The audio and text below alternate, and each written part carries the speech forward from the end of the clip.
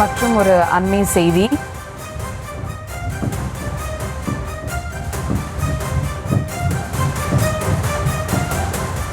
அதிமுகவில் பலரும் Rajya Sabha seat கேட்பதால் தேமுதிகவிற்கு seat வழங்க முடியாது என தகவலானது வெளியாகி இருக்கிறது. கூடுதல் விவரங்களோடு இணைகிறார் செய்தியாளர் ராஜேஷ். விவரங்கள். சுபா, வணக்கம். ராஜ்யசபா தேர்தலை முன்வைத்துதான் கடந்த 2 நாட்களாக தமிழகத்தில் அரசியல் பேசுபொருள் உருவாகி இருக்கிறது. திமுக அதிமுகவில் யார் யாருக்கு ராஜ்யசபா சீட்டு கிடைக்கப் போகிறது என்பதுதான் முக்கியமான பேசுபொருள்.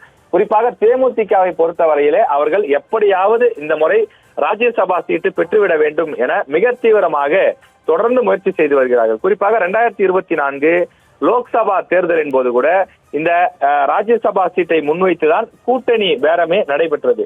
எங்களுக்கு யார் ராஜ்யசபா சீட்டு தருகிறீர்களோ அவர்களுடன் தான் நாங்கள் கூட்டணி வைப்போம் என தேமுதிக வெளிப்படையாக அறிவித்து தொடர்ந்து திமுக அதிமுக உள்ளிட்ட கட்சிகளோடு பேச்சுவார்த்தை நடத்தி வந்தது. இறுதியில் அதிமுகவுடன் உடன்பாடு எட்டப்பட்டு கையொப்பமும் ஒப்பந்தம் அந்த கையொப்பமானது. ஆனால் அந்த ஒப்பந்தத்திலே 5 லோக்சபா இடங்கள் மட்டும்தான் குறிப்பிடப்பட்டிருந்ததை தவிர ராஜ்யசபா பற்றி எந்த ஒரு விஷயங்களும் அதில் குறிப்பிடப்படவில்லை.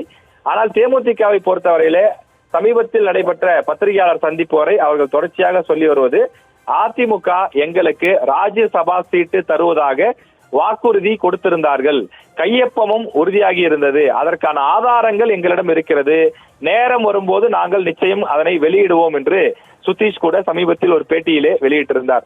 ஆனால் அதிமுக தரப்பில் நாம் விசாரித்த வரையில் அது போன்ற எந்த கையொப்பமும் நாங்கள் இடவில்லை, லோக்சபா சீட்டுக்கு மட்டும்தான் நாங்கள் ஒப்பந்தம் கொடுத்தோம் என்று குறிப்பிடுகிறார்கள். எனவே தேமுதிகவை பொறுத்தவரையிலே அவர்களுக்கு ராஜ்யசபா சீட்டு இல்லை என்று ஒரு தகவலை சொல்கிறார்கள். அதே நேரத்தில் அதிமுகவை பொறுத்தவரையிலே பல பேர் அந்த அதிமுகவுக்கு தற்போது 2 இடங்கள் மட்டுமே கிடைப்பதற்கான வாய்ப்பு இருக்கிறது. அந்த 2 இடங்களுக்கு பல பேர் போட்டா போட்டி போடக்கூடிய காரணத்தால் இதில் யாருக்கு கொடுப்பது யாருக்கு இல்லை என்று சொல்வது என்று பெரும் குழப்பம் நீடித்து வருகிறது. இந்த நிலையிலே தேமுதிகவிற்கு சீட்டு கொடுப்பதற்கான வாய்ப்பே இல்லை என்பது நாம் விசாரித்த வரையில் அதிமுக தரப்பிலிருந்து கிடைக்கக்கூடிய தகவலாக இருக்கிறது. அதே நேரத்தில் நிச்சயம் ராஜ்யசபாவிற்கு சுதீஷ் அவர்களை அனுப்ப வேண்டும் என்பது தேமுதிகவுடைய கனவாக இருக்கிறது. ஏற்கனவே 2 முறை ராஜ்யசபா தேர்தலில் போட்டியிட்டும் அவரால் வெற்றி பெற முடியவில்லை. கடந்த முறை நாடாளுமன்ற தேர்தலில் கூட அவர் போட்டியிடாததுக்கு காரணமே ராஜ்யசபா சீட்டு பெற்று டெல்லிக்கு செல்லலாம் என்ற அந்த அடிப்படையிலே தான் அவர் போட்டியிடவில்லை என்றும் காரணங்கள் அவர் தரப்பிலே சொல்லப்பட்டது. இப்படிப்பட்ட சூழ்நிலையில் இந்த முறையும் தேமுதிகவிற்கு ராஜ்யசபா சீட்டை கிடைக்காது என்பதுதான் அதிமுக தரப்பிலிருந்து நமக்கு கிடைக்கக்கூடிய ஒரு தகவலாக இருக்கிறது.